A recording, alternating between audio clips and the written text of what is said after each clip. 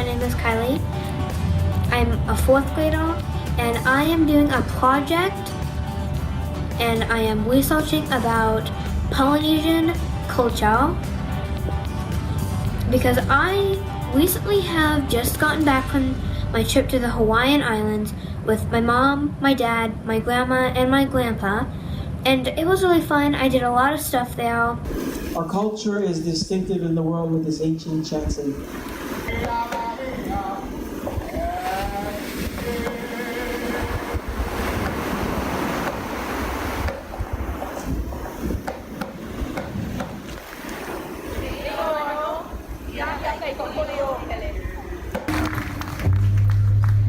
This is a whole other kind of Polynesian song since we mix it up with the dialects. Those of you that saw Moana, a lot of times a light bulb goes on for people when they see movies like that. They realize Hawaii is not an extension of Malibu.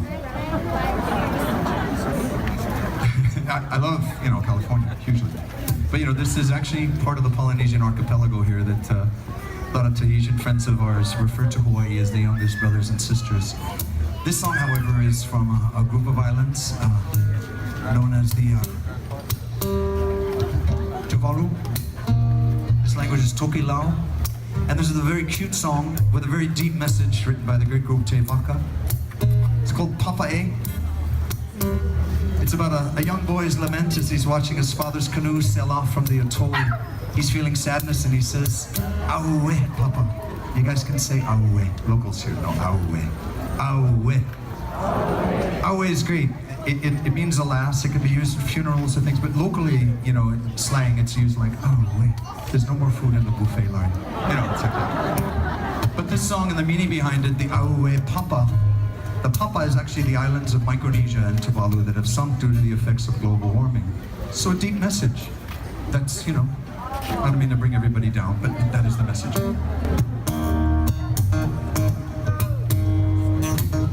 Hiki hiki mahi.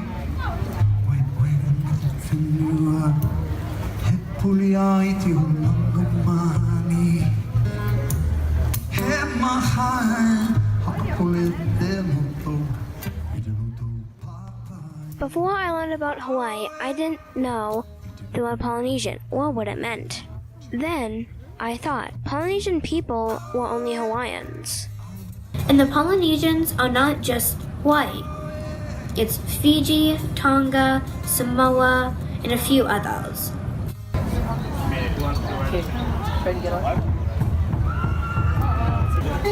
Now in Fiji, back in the days when we like a girl, we tie them up. We keep tying the people until they start liking the person. So I release you. I release you. Now, you see there's 3 shapes? 2 eyes, 1 nose.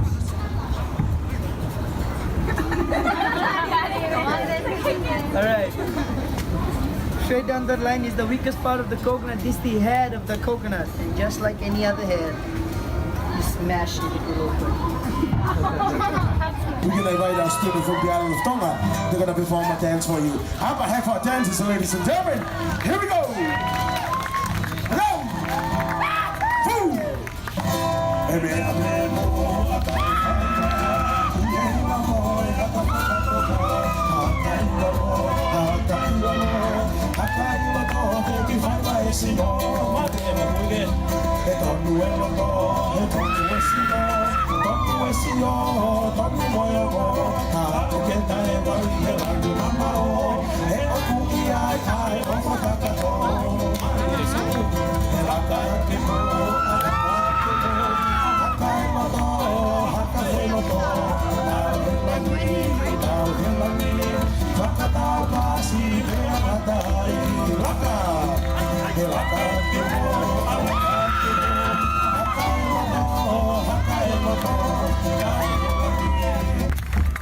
Georgia, I'm going to try something a little bit different. I'm going to teach you how to play the drums and the same time speak the Tongan language, right? We're going to start with this. Ape, ape! Ape, ape!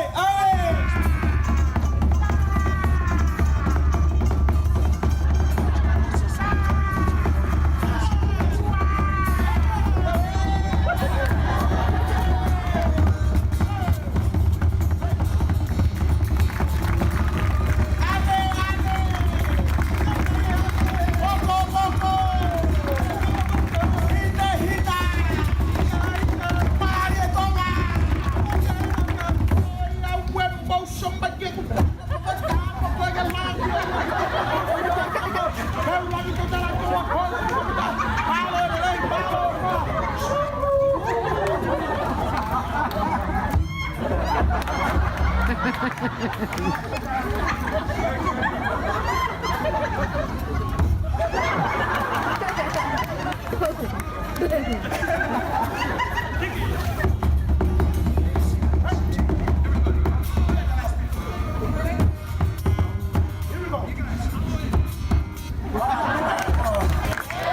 guys have fun?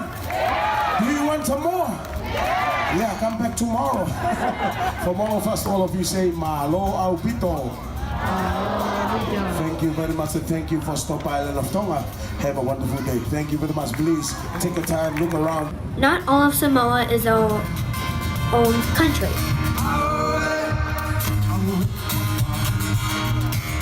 Some of Samoa is actually in the USA, which is really interesting, and I found that out on my research, and I'm really excited for this, and I wonder what's gonna go from here.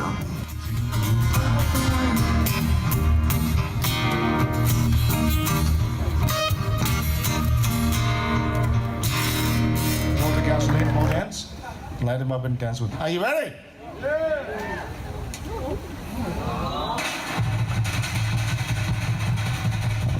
This is why I'm hot. And that's why you're not. And this young man will suffer for you. Watch him suffer. Get away from me.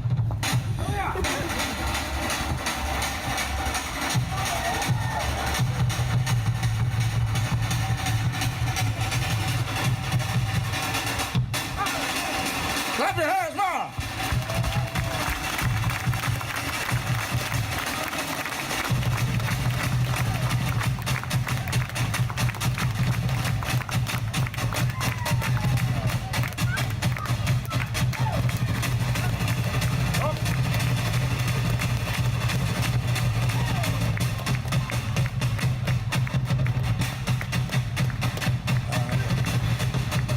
Give it up for the young man, give it up!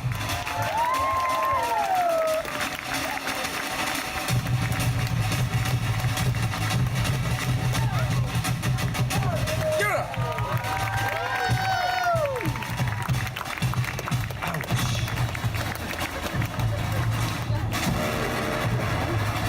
You never rehearsed this?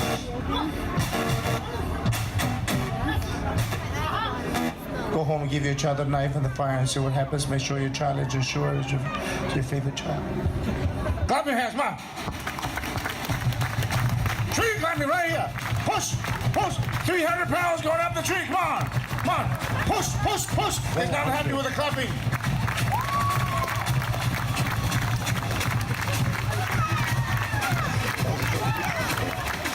Big boy. Everyone scream. He just realizes there's nothing up there. I mean, what's the point? So he's gonna jump to the next tree right here and then make his way down to the hospital. Everybody say, jump! Jump! He's never missed a jump, so that's pretty good. He wouldn't be here. Yeah! Yeah! Jump!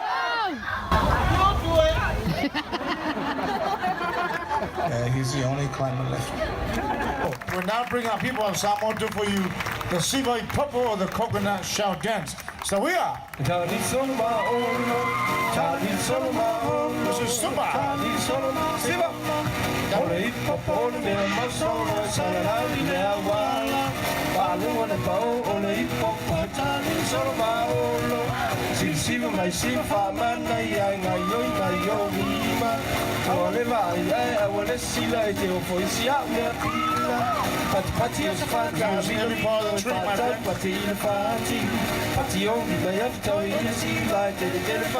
Hey, hey, ho!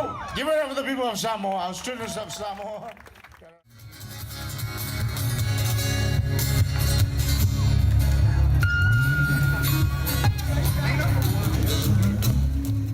I thought Polynesian people, they lived in small huts.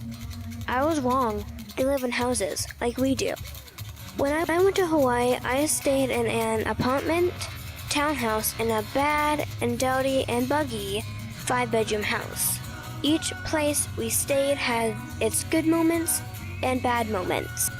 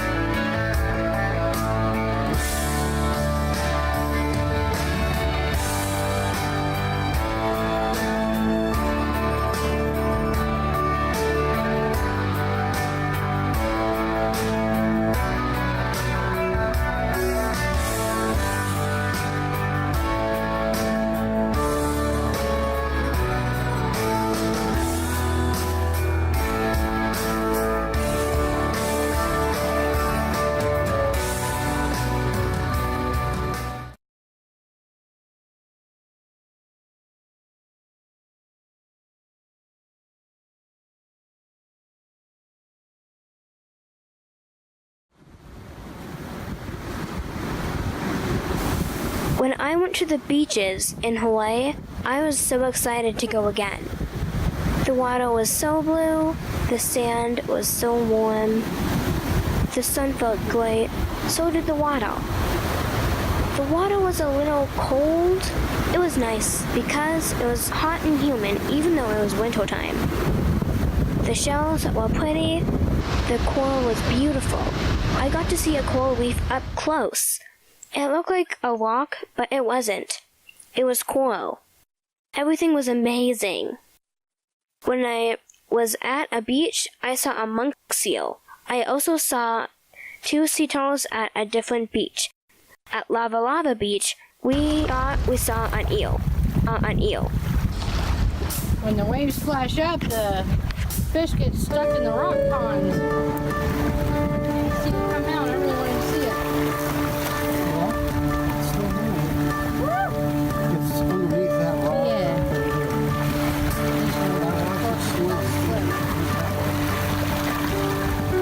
Careful, baby. Hi, Kylie. Hello, and today I'm going to be talking about the Hawaiian pineapples. How they grow, how you cut them, how to tell if they're ripe enough. But first of all, how the pineapples grow is interesting. Unlike a lot of the other fruits that I know, they do not grow on trees. They grow in the ground. They're in the middle of the plant, and then their leaves that grow around them, they go up behind them. They don't hang off. They aren't inside the leaves. They're right in the middle of the plant. And there's only one pineapple per plant. I found this really interesting. The grapes are an exception. The grapes grow from a vine, but that's just really interesting to me. Also, the Hawaiian pineapples are riper than the ones that we have here in Iowa that we buy at the store. Because when they ship them to Iowa, the pineapples that they pick are not ripe enough. So now I would like to talk about the interview that I had with Grandma a few days ago. It was a lot of fun, and I learned some new things about my grandma. And what I found really interesting is that she was born in China, raised in Japan. My grandma lived in Japan at age 6 to 7. When my grandma was at the rice farm in Japan, they grew everything that they ate. And she just grew to get tired of the salads and the vegetables because she had to eat them every day. But once a year, her uncle would bring a fish and they made sushi, which I personally don't like sushi, which is because I don't like fish very much. When she was in Japan or China, she did not have toys or crayons, but they were okay with it. They played with sticks and rocks, and they had a good imagination with it. Also, when they were in Japan, her dad gave her a raincoat. He shipped it out to them, and she took it to school with her. But she got teased by the other kids for being afraid of the rain. And when she got home, she told her mom that she would never, ever wear a raincoat again. She would rather get wet than be teased by the other kids. And me, I have a different opinion on that. I personally, really, I don't mind if people laugh because I'm wearing something that they don't have. Her dad was working in the university in Monterey, California. The military personnel were being taught Japanese by my grandma's dad. And that caused her to need to move to the USA. When she was ages 8 to 9, she was going to the United States on a ship, a cargo ship. Though her mom was seasick the entire way, and it was 2 weeks. And I don't think that my grandma would have liked boats after that, which I honestly don't blame her. I don't like boats myself.